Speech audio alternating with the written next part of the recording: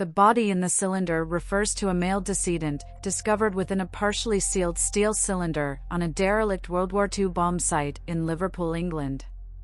The discovery was made in 1945, and it is believed that the body had lain undiscovered for 60 years. Inquiries named a strong, but unconfirmed, candidate for the identity of the decedent. However, the cause of death and the reason for his presence in the cylinder remain a mystery.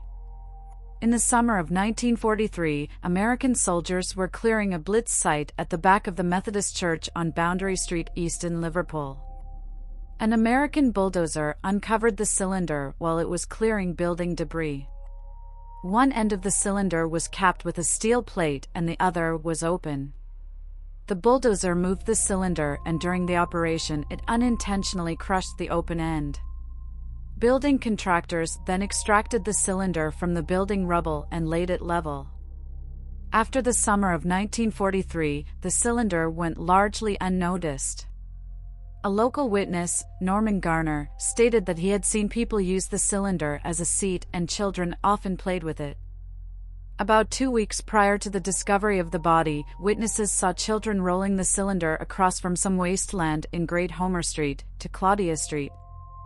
The cylinder had a length of 6 feet 9 inches, a diameter of 19 inches, and was made of gauge 9 steel and 4 millimeters thick.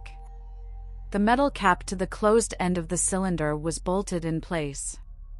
The open end of the cylinder had been compressed and almost crimped shut by the bulldozer, leaving an aperture of only 4 inches.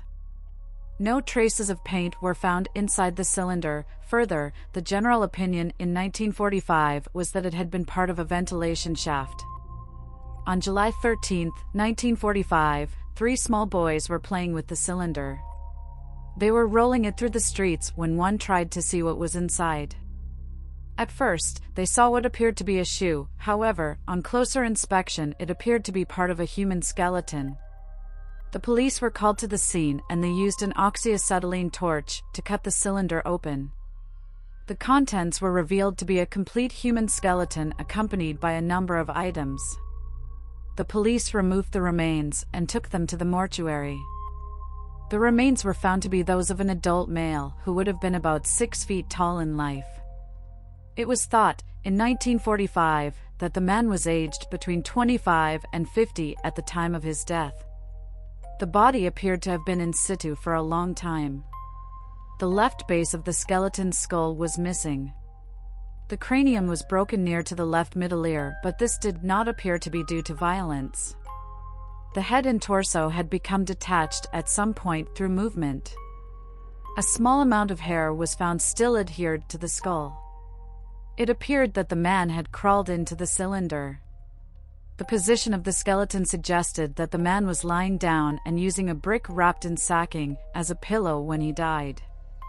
The body was found fully clothed and lying full length on some sacking, but not within it. He was dressed in clothes typical of the later Victorian period, and they appeared to be of good quality. Numerous items were found with the body. These items included 2 diaries, 7 heavily corroded keys, and some miscellaneous papers.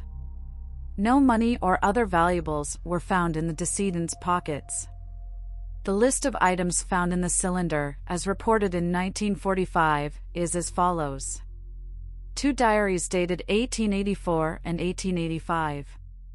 The diaries were largely illegible to the coroner in 1945, but one diary entry dated June 1885 noted an appointment for 1 p.m. with F.C. Greedy at Cons. A postcard, decayed but reconstructed by coroner, postmarked Birmingham, date stamped July 3, 1885. The postcard was addressed to T.C. Williams from Mr. A.E. Harris. A handkerchief, though with nothing identifiable on it. A gold signet ring of a green stone flecked with red. The signet ring had been well worn and carried the hallmark London 1859.